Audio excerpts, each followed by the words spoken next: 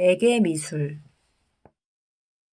에게 문명은 에게해 근처에서 일어난 문명으로 크레타 섬과 그 주변의 작은 섬들에서 발전한 문명입니다. 지도를 먼저 보죠. 우리나라는 동쪽 끝에 있고 서양 미술사에서는 서쪽 지역을 보고 있는데요. 여기가 이집트, 그리고 여기가 메소포타미아고 바다 한복판에 있는 크레타 섬이 보이죠? 그 위로 아테네, 그리스, 주변에 에게해가 있는 지역입니다. 지도만 봐도 환경에 벌써 큰 차이가 느껴지는데요. 에게 미술은 오리엔트의 다른 문명들과는 확실히 다른 특징을 가졌습니다. 이집트인들이 건조한 모래바람을 맞으며 영원 불멸을 갈망하고 메소포타미아인들이 넓은 평원에서 영역 싸움을 하며 긴장을 늦출 수 없었던 것과는 달리 에게 문명의 민족들은 사방, 넓고 푸른 바다를 보고 살아서인지 낙천적이고 유쾌하며 자유로운 경향의 예술을 발전시켰습니다. 지중해 중심부에 위치한 크레타 섬과 근처의 작은 섬들에서 발전한 문명이고요. 메소포타미아와 그리스를 연결해주는 교량적 역할을 합니다. 이런 해양 문화 때문에 경제적으로 아주 풍요롭게 살죠. 기하학 문양과 동식물, 궁정생활 등의 소재로 궁전을 장식합니다. 후에 나올 그리스 문명의 기원이 되는 에게 문명은 그리스 밑에 에게해에 있었던 청동기 시대 문명으로 서로 교류를 하며 발전해왔던 지역별 문명으로 시기를 나눕니다. 그래서 키클라데스 문명, 크레타 문명, 그리고 미케네 문명으로 나누고요. 이 미케네 문명은 그리스 본토를 이르는 말입니다. 시기별 흐름으로 정리하면서 에게의 미술을 살펴보겠습니다. 키클라데스에서 발견한 여인상들을 볼까요? 여러 개의 섬으로 이루어진 키클라데스 제도에서 발견된 조각들입니다. 대부분이 무덤에서 발견된다는 점과 간혹 남성상이 발견되지만 거의 여인상이라는 점에서 선사시대에서 보았던 일종의 다산을 기원하는 유물이 아닌가 싶은데요. 심플하고 특징만 살린 추상적 형태가 매우 감각적입니다. 현대작품으로서도 손색이 없을 것 같죠?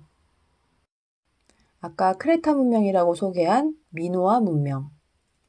크레타 섬에서 발굴된 크레타 문명은 전설적 인물 미노스 왕의 이름을 따서 미노스 문명이라고도 합니다.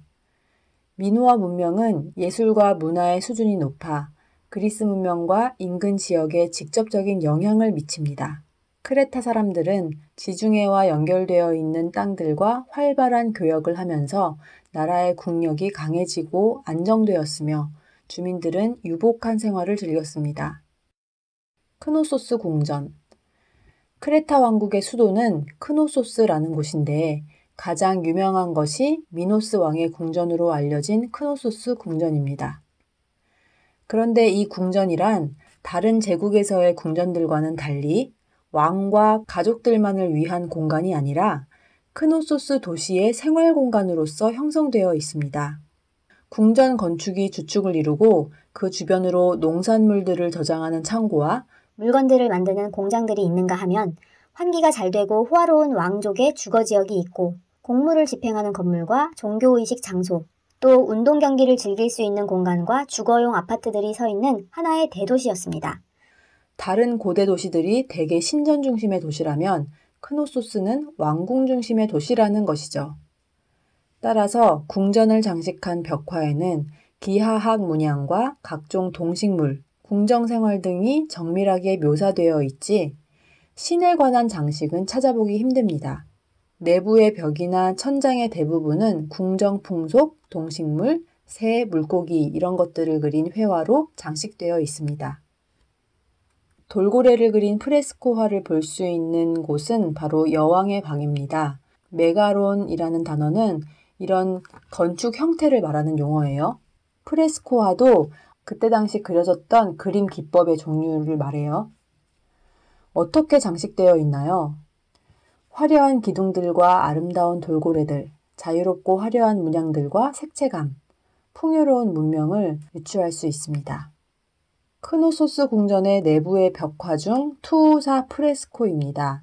벽화에 의하면 투우는 당시 가장 사람들이 많이 모이는 인기 있는 경기로 남자와 여자가 경기에 참여하면서 고개 사이 고개도 함께 행해지는 그런 문화였습니다. 용기를 과시하기 위해 쇳불을 잡고 공중제비를 도는 당시의 놀이 문화가 담겨 있습니다. 성별에 따라서 피부색을 달리 칠하는 것은 이집트의 기법과 유사한데 색감이나 역동성, 유쾌함이 느껴지는 것은 크노소스만의 개성인 것 같죠. 이렇듯 궁전의 벽화에는 용사나 전쟁의 그림이 아니라 자연의 모습이 그려져 있죠. 크노소스에서는 두 뿔 달린 황소가 특별한 의미를 가지고 있는데 황소는 남성의 힘의 상징으로 종교적인 의미와 함께 통치자의 힘을 상징하기도 합니다. 그리스 도기의 그림에서도 미노타우루스를 볼 수 있습니다. 크노소스 궁전의 벽화로 당시 패션도 엿볼 수 있습니다. 앞이 뾰족한 실루엣의 짧은 바지를 입은 걸 볼 수 있고 잘록한 허리가 강조되었고 직물에는 재미있는 텍스처가 있습니다. 크노소스궁 다른 방에는 푸른 옷을 입은 세 여인의 그림이 그려져 있는데요. 얼굴의 윤곽과 머리 스타일이 전형적인 유럽인의 모습을 하고 있고 당시 미노스 여인들의 화려하고 아름답던 모습을 보여주고 있습니다. 크레타는 이집트의 남성 위주, 권위적, 계급적 사회와는 다르게 모계 중심 사회였대요. 여성이나 엄마 중심의 사회였기 때문에 여성의 아름다움이 중시되었고요. 그러다 보니까 복식은 자연스럽게 계급 과시보다는 아름다움을 강조하고 장식적 미를 표출하기 위해 착용하는 요소였던 거죠. 정면성의 원리가 다소 표현되어 있으나 훨씬 자유롭게 표현된 그림 두 점을 봅시다.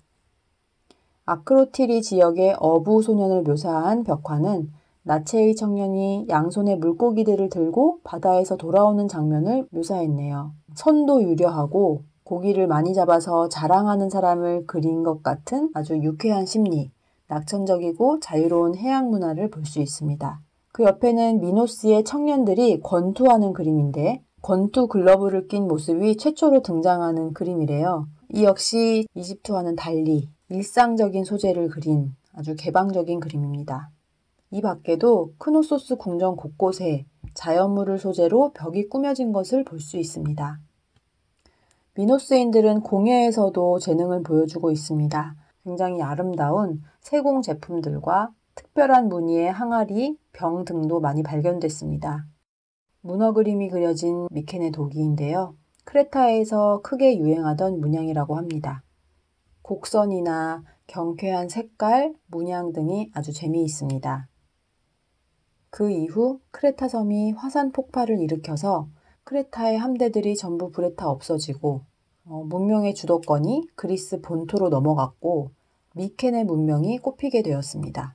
그러니까 크레타 문명이 에게 문명의 전기라면 미케네 문명이 에게 문명의 후기라고 할 수 있어요. 트로이 전쟁을 알고 있죠? 트로이 전쟁에서 승리했던 그 민족이 바로 이 미케네 민족입니다.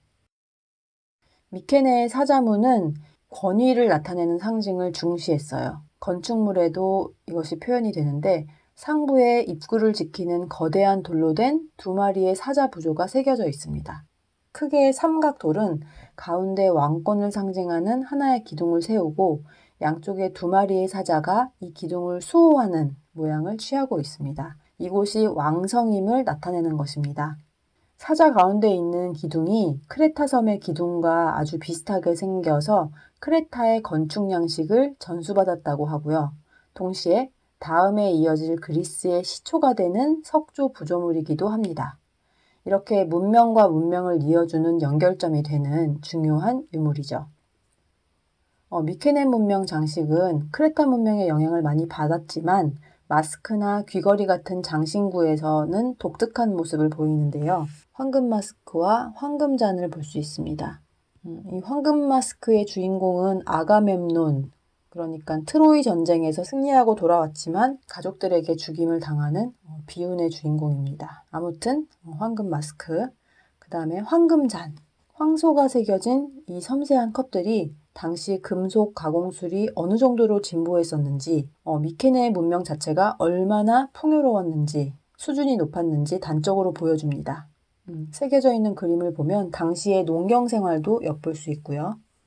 전사의 문양이 있는 꽃병, 미케네의 항아리는 대부분 양식화된 문양으로 장식되어 있지만 이렇게 전사들의 행진처럼 사실적으로 재미있게 표현된 것도 있습니다.